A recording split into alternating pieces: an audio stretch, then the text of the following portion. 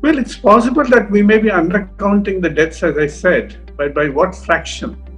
Is it by 100%? Is it by 500%? I don't think it is 500% under these circumstances. And overall, I do not think that the undercounting is of such a magnitude that we can say that we are dying at the same rate as in France or Italy or the United States. The total number of deaths is a call for action on a more urgent basis.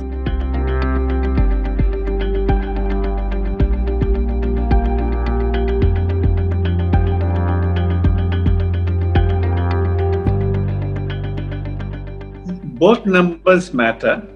When we look domestically, certainly we would like to prevent as many deaths as possible. But when we look at international comparisons, and we are often put in the league table, okay, we are now at the second place in terms of number of cases, and we are moving higher up even in terms of number of deaths. Those absolute numbers really do not matter in terms of international comparisons, because it is something that has to be adjusted to the size of the population. The deaths per million, just as in case of the economy, it's not enough to compare the countries on the size of their GDP. You have to compare the per capita GDP to get an idea of where they lie in the global league table. So similarly, in case of deaths too, you have to adjust for population size. And there, it's not as frightening as it looks. And we seem to be doing much better than many of the European countries. In fact, their deaths per million are about 10 times more than our deaths per million. This is not a room for complacency or patting ourselves on the back. It is just a fact of life that because of a variety of reasons, our deaths are much lower. But even there, whatever can be prevented should be prevented.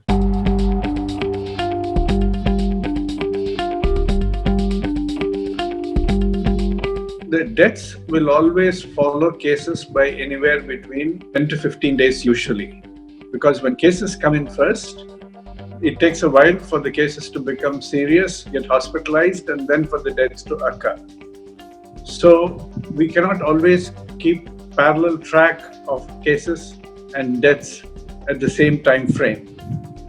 But case counts are also very variable depending upon the number of tests you're doing, the type of tests you're combining, whether you're doing more of rapid antigen tests or more of molecular tests like RT-PCR, and what are the criteria you are employing for doing the tests. So therefore, going by the case count and looking at the case positivity rate is not necessarily very helpful.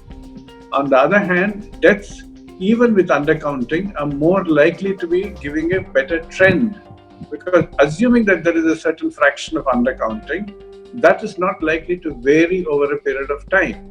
Therefore, the signal to noise ratio will remain relatively constant. And therefore, we ought to keep our eye on the deaths and keep the daily death count and the weekly death count, the moving average, in mind. And then only we can say that, okay, the virus is now actually getting under control. So I would still say the jury is still out.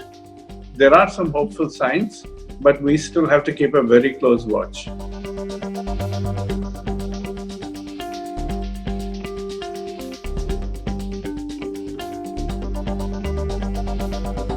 Well, it's possible that we may be undercounting the deaths, as I said, but by what fraction?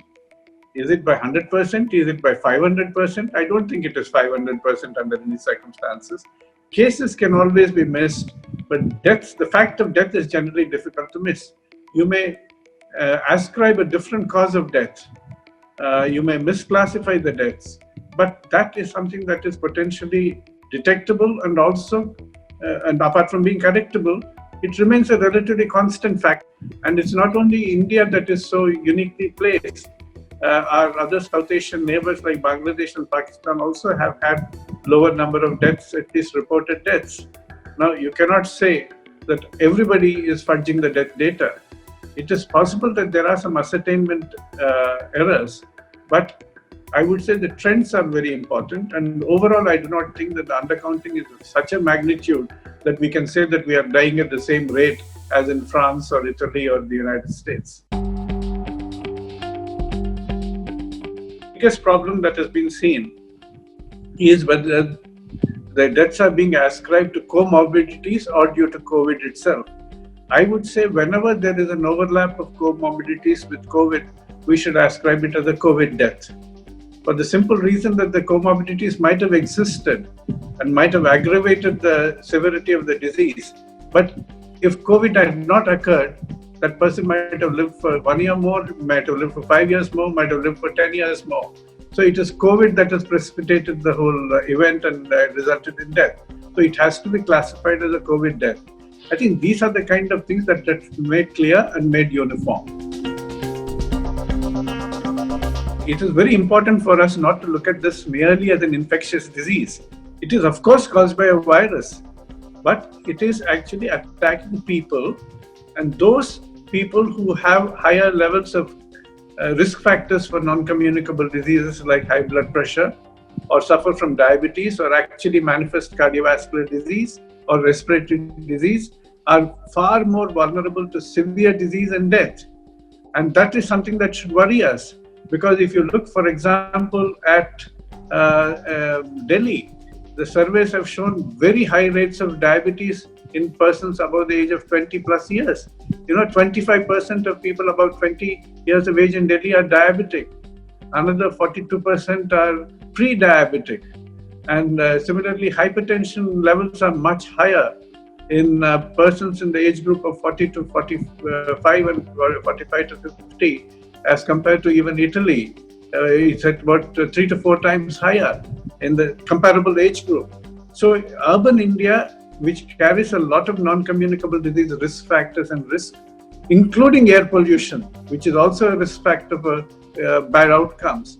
All of these are threats to us, and we cannot talk about a virus in isolation. We have to look at the other factors which are actually aggravating the response to the virus. And therefore, this is a lesson for our health system that you can't deal with segmentally or in fragmented manner. And you have to actually build a health system which can actually control the non-communicable diseases, prevent them by controlling the risk factors, and ensuring that we are looking at the totality of a human being and the totality of the society rather than trying to chase one virus at a time.